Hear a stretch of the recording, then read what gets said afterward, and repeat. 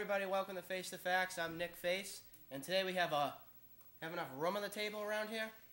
Let's start first down here. We have Dave Coppola again, Joe Harvey, Matt Guarino, Rob McCarthy, and last but not least, new kid on the block, Cam Marchand. Welcome. What's up? Well, you come at a pretty sad time in New England right now. Patriots lose against the Indianapolis Colts. What do we got to say about this game? I mean, pretty much it seemed like it was in the bags first half, but you know what? You can never say never because look what happened. You got to play two halves of football. You can't come out and play one half and then expect your defense to come out in the second half. And they were on the field for, I don't know, how long would you say in the second half were they out? 2 to 3 minutes probably. For the offense, as you say? No. How long was the defense out there? The defense was out, I want to say, for more than 2/3 of the second half. They were it was way too much. Yeah. You could tell just from. I mean, look at Vince Wilfork, a guy that's like 300 pounds out there for so many plays. He just can't do it. Yeah, I remember there was like a stat. I guess it was the Colts had like 25 plays to the Patriots like 2 plays or something. It was like a span of like 15 minutes. Towards the end of the first half, was it 20 seconds left, and the Patriots offense went back on the field to finish out the half, and then Indy gets the ball back after the half was over. Right. And then it was just in their hands until I think it was like 3 minutes left, and the Patriots finally scored in the third quarter. I mean, you saw a completely different team from the first half to the second half. You saw a Patriots team that we all know how to play football the first half. And then you had this team show up the second half. I mean, what do you say? Is it injuries?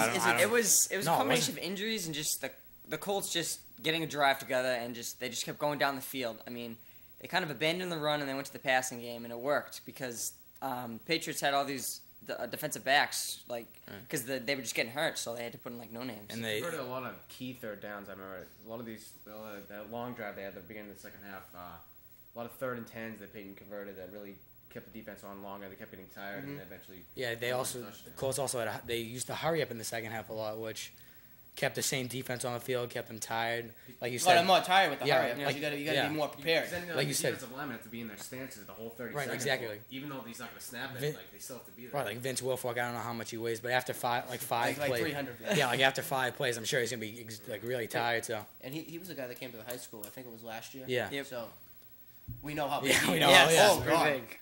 The opening drive was pivotal because when they first came out, the Patriots needed a quick stop because they just kept going down the field doing that 5-yard dump, picking up 10 because everybody was dropping back deep into the secondary zone, protecting that long pass, trying to prevent that deep ball. So that defense was out there for good 6-7 minutes right out of the gates, and then Tom Brady didn't do them any services either when they first came out, just going 3 and out, eating up a minute and a half, and defense was back out there for the rest of the quarter. And just really Would you blame this game on Bill Belichick if you were as a Patriots fan, or you have to blame it on other things? Well, here's what I don't understand. Why they stopped rushing Peyton? I remember in the first half they blitzed a lot. They sent a couple linebackers, Colvin and Telly Bansky. And in the second half, they just draw back in the soft zone, and Peyton could dump it off. Well, I bet it's probably because of the hurry-up offense. They didn't have time enough to set up the defense that they wanted to set up. There wasn't that much hurry-up going on. There was.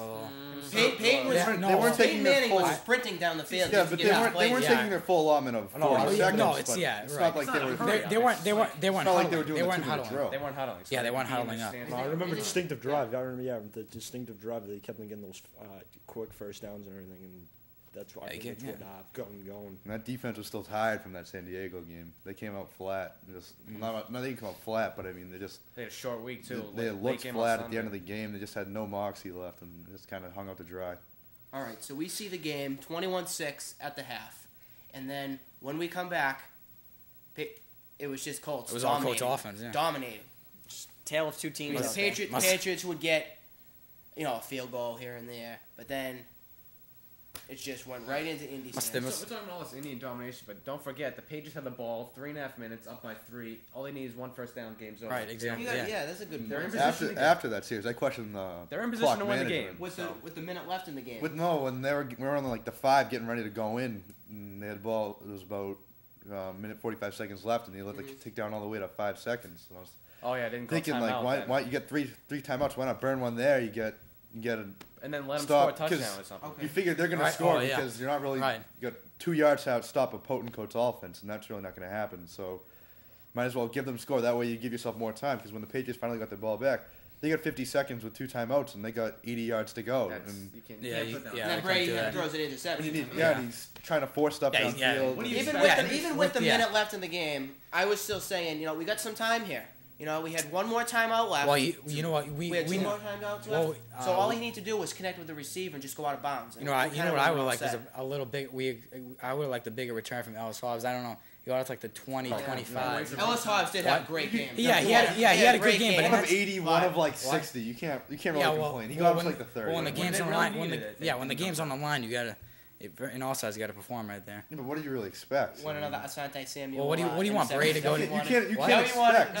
No, they're on offense 50 yard returns every time. Brady to go 80 Well, yards. you can't expect Brady to go down 65 yards for a field. It's responsible for Bill Belichick to give him the time available. That's true. Because the defense, that defense hadn't stopped them the entire second half. So you got to look at the situation and say, all right, they're going to probably score here, so we got to give ourselves the most amount of time possible to get the ball down the field 80, 70 yards to get that touchdown.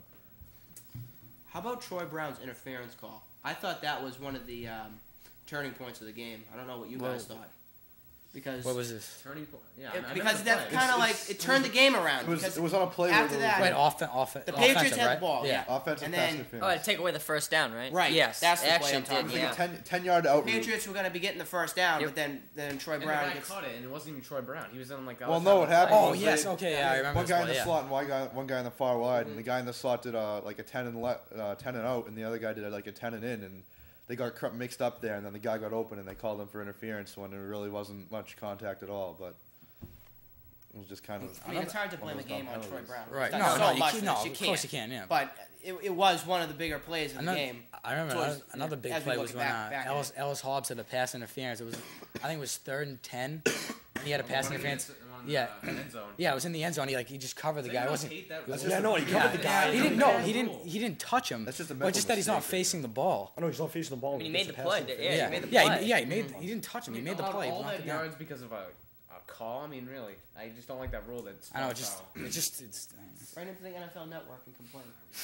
I know you or Boston Dirt Dogs. You can find that. Hey, give him a speech. How about Steven Gostkowski? I mean, one thing that the playoffs didn't really come down to was this. I mean, you have to be clutch kicking, but like game winning, if I want to say it like that. Vinatieri, I mean, he got his normals. Gostkowski, he came through. So you can't. So Gostkowski, we can just say that he claimed himself, and we can now know that we can have faith with him down the road. Oh yeah, of course. When they called his number, he came through. He didn't. I don't think he missed him. No, he didn't miss one. Yeah, Vinatieri. So. I mean, it's kind of shaky because we all know with Tony Romo's incident, it was going to be. Well, at least we know we can rely on him. Yeah. Right? Exactly. He's been tested. But you don't trust Matt Castle? The highest Oh level. no, I trust him. But for Indy, I mean, the ball got bobbled a few times for them. Yeah, it was a couple bad. Yeah, Vinatieri kept his composure and just. Bam, it was good right plays. through. It was a good plays. Mm-hmm. Good play by Sorgi. I credit Yeah. that one. Yeah, there we I go. credit that one of the placeholder. I know he had the Placeholder. Play of the game. Vinatieri's just got to keep going. Teddy Bruschi came out to the media, I believe it was yesterday, and said that he's undecided about what he wants to do next year. He's coming back. A lot of He's stuff coming up back. in his head. He'll come back. He said he's thinking Why? about Give retiring. one more He's Super Bowl. You thinking didn't hear about much of his one. name. You didn't hear much of his name, but I definitely think he won't retire. He'll definitely come back. I don't think I he'll don't retire know. either. How old is he? He's not 30, even- 30. he's not even- 33? Yeah, he's not even- No, he's like He's gonna die soon. Let him go. That's really For a good. guy that comes back from a stroke and just proves that he can still play baseball. I mean, football. I'm into baseball. He's, already. But just still claims he can play football. after an emotional loss, he's just probably, like frustrated, like anyone else. Like would be. LT. Give him a couple Exactly. weeks Right. and he'll be fine. Does LT want to retire? Anybody know? I'm sure he wants to retire. Yeah. From his team.